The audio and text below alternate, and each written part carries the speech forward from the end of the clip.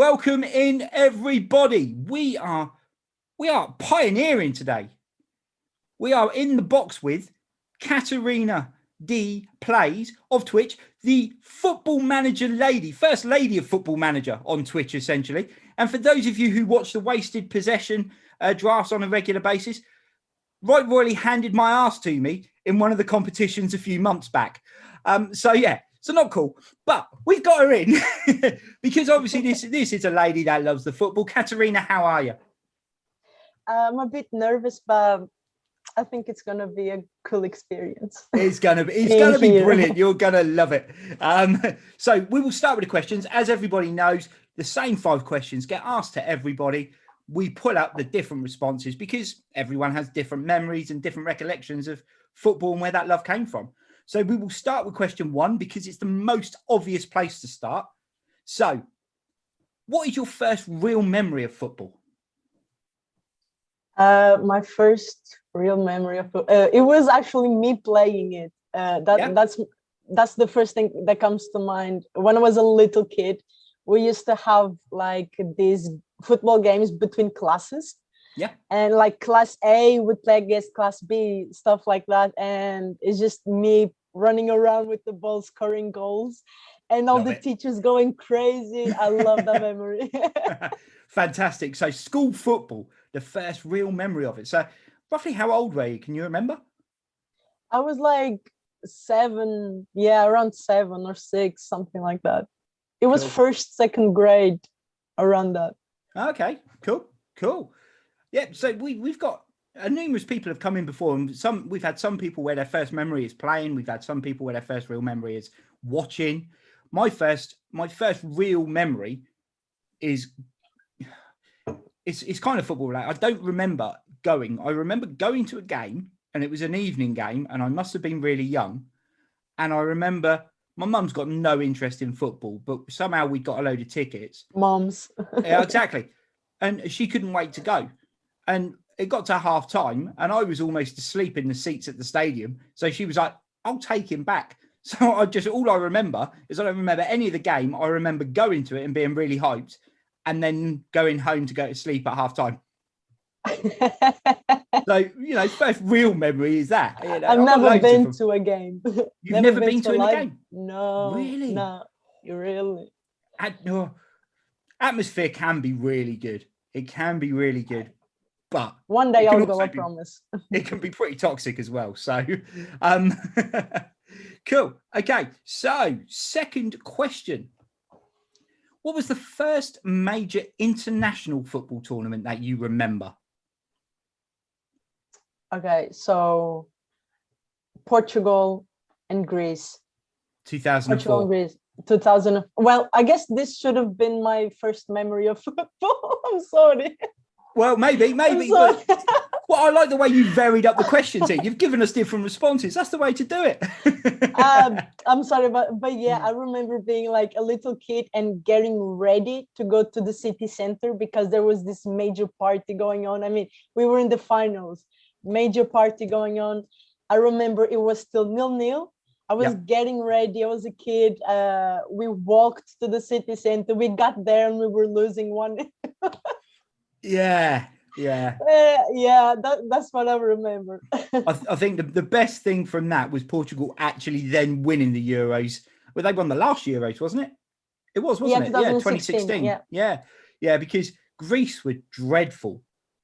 And I mean, if England do win it, at least we can say we weren't the worst team to win it. Because we bored in a couple of games, but then we did turn it on against Germany and against Ukraine. So we did play well in 2 games, whereas Greece just did nothing. Literally nothing. Even when we won the Euros in 2016, we didn't play that well. No? At all. No. And the winning goal was scored by arguably the worst player in your squad. Was it Eder? Eder, yeah. Didn't even get a game at a rubbish Swansea team, but scored a brilliant goal. That was like the goal of his career. Yeah. It was one of the only ones, I think, from recollection. But there was also Cristiano Ronaldo taking over, getting injured, and then almost took over as manager, didn't he? Because he was stood on the sidelines shouting and getting players and directing where people should be. The manager just went and sat in the dugout. Yeah, So, the manager, I don't like our manager. I'm sorry. I don't like our manager. And I think if it wasn't for Cristiano Ronaldo, like, we probably wouldn't have won. I mean, I'm not the biggest Cristiano fan, but he was out there giving directions, telling the players what to do. Yeah. And I think that really pushed us into victory. Yeah, I think so. I think Cristiano for next Portugal manager, when he retires, he'll get the gig. He'll do that. It'll be fine. He'll be fine. He'll love it. He'll get another statue of himself. He'll get. Cool. Okay. So when you played football, you've already sort of touched on when you were really young, you played and you were running around scoring goals. But when you played, where was your most consistent position? What was your position on the pitch? I would say goalkeeper. Whoa. Goalkeeper. Yeah, I would say goalkeeper. Yeah, because when I was a kid, like, I used to like scoring goals, but as I grew up, I actually played for my local team. Cool. I played for like three practices. Oh, right. Okay. Yeah, it was really short, but yeah, I trained as a goalkeeper. Okay, cool. How did you find it? I liked it. I really wish I could have continued, but my mom didn't let me. You weren't allowed to do the football anymore. Whoa. No, because I wasn't a boy and it was a sport for boys. You know what I mean? Yeah. Oh. Nowadays, really sad about it. I try and get my little girl to play football more, because if she does well, by the time she's old enough, football will be paying women quite a lot of money and she can be my inheritance. Yeah. I get to win her. That's a double win. And she can make up for my bad knee. Definitely an investment you should take. Yeah. So exactly. So long as she hasn't inherited my dodgy knee, then she'll be fine. Cool. So goalkeeper, last line of defense for Catarina. The cat in goal. I like that. That's very well done. Thinking outside the box all the time. So if you could have done something different that would have made more of your footballing ability, what would it have been? I mean, apart from maybe changing your mum. No, I think that's it. Changing my mom. I think that's it. That's the answer. I would have like practiced more if I could.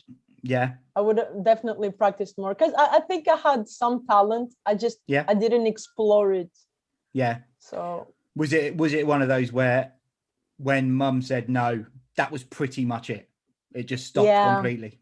Okay.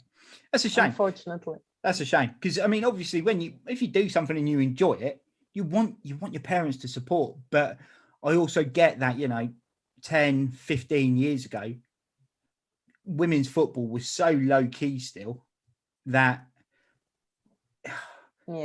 it was always going to be a bit of a struggle to sort of progress it, wasn't it? So, but I think it is mostly my parents' fault, not exactly about women's football not being low key, but about my parents, because I currently play table tennis.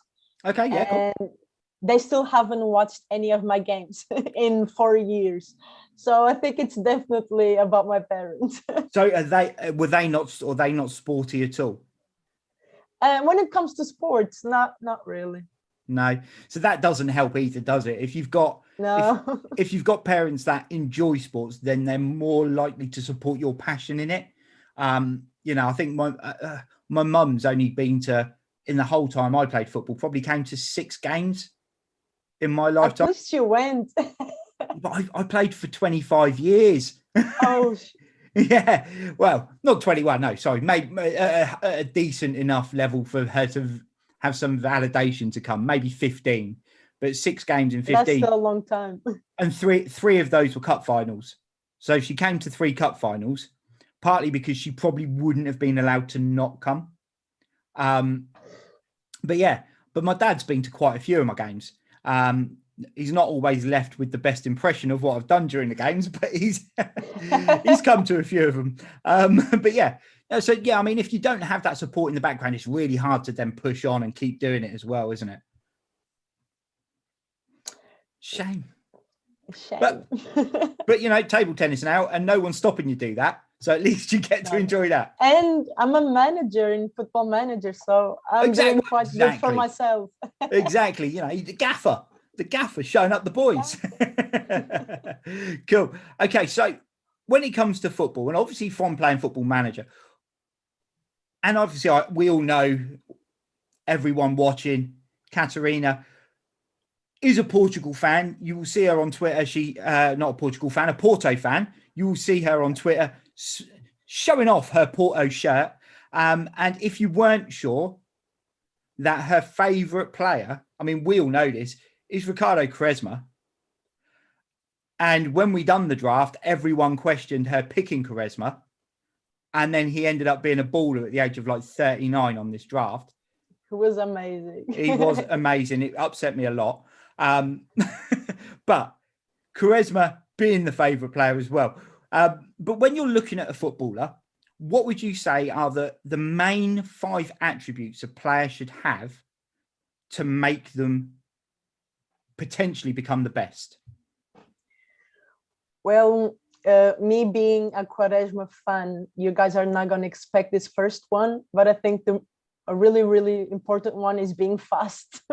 Yeah, but Quaresma was fast at one point. It's not his fault he's got old. At one point, not anymore. He's more about technique and passing. Exactly, yeah. So the pace, the acceleration and the pace now is a big thing for I you, think it's really, really important. Yeah. In real life and in Football Manager as a game, like it's pace and acceleration. Yeah, it's definitely become a bigger thing, I think, over the last 5 or 10 years because football's got so much quicker. I think that has become more of an apparent thing. So, yeah, cool. Pace. Second, well, I'm not saying these in order. I'm just saying. Yeah, no, that's fine. Yeah. Random. Top 5 in a random order is fine. Yeah. Okay. Number 2, passing. I don't care, like, which position you're in, you have to know how to pass a ball. Come on. It's the first thing we learn when we play football. Yeah. You need to know how to pass. So we had Alistair on here the other week. And he picked 5 things, of which none of them involved using a ball. That guy is a lover of mental attributes, physical attributes. Nothing involved the ball. So love it that you've got passing in there. Well, you can be like the fittest player, but if you can't handle a ball, then you suck. In my eyes. Yeah. No, I've played with some players who are very fit, very quick, very strong, but when it comes to kicking a ball, they were pretty crap. And when they would say, bearing in mind that I was getting on a little bit and legs had gone, and they'd be like, "Oh, well, I can outrun you." I'm like, "Yeah, all right, mate. So go to a running track.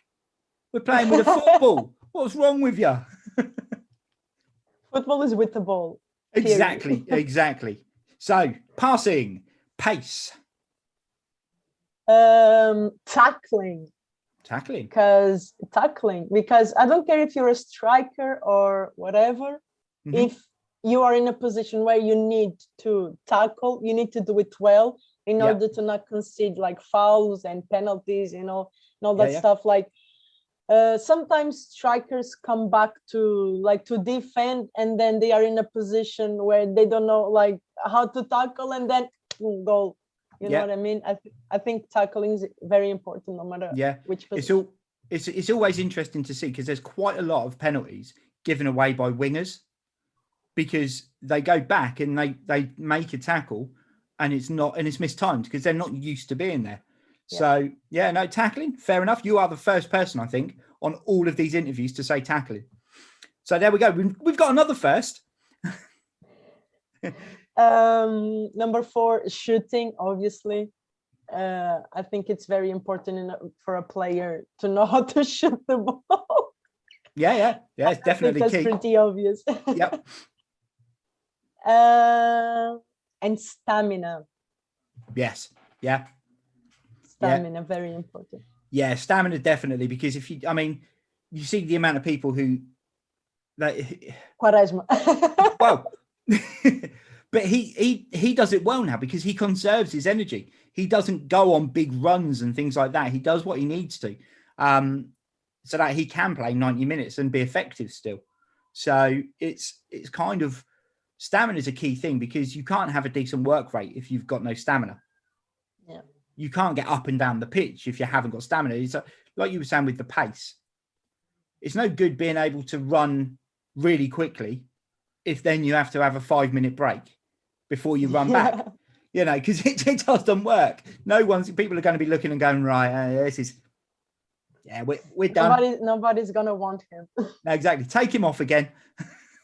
Waste of space. Cool.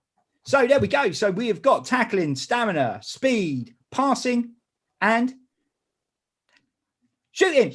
Obviously, shooting. Yeah. So that is that, guys. Catarina regularly streaming on Twitch. Her link is below her right now. Go check her out. Not like that, you dirty pervs. Go check her out. And it's not just FM. I went into one of her streams the other week and she was playing something different. I was very confused. But there is a variety of things that go on in there. And it's always a really, really good laugh, good chat. And lots of the people in there are regularly sort of piping up. It went a bit dark when I joined the other week. I don't know if that was me or whether it's a regular thing. But and yeah. But it's all entertaining stuff. Go and check out Catarina, guys. For now, though, we will let the First Lady of FM on Twitch and the first female guest on In the Box with have her evening. Catarina, it's been a pleasure. Thank you very much for joining us. Thank you. Thank you. It was my pleasure.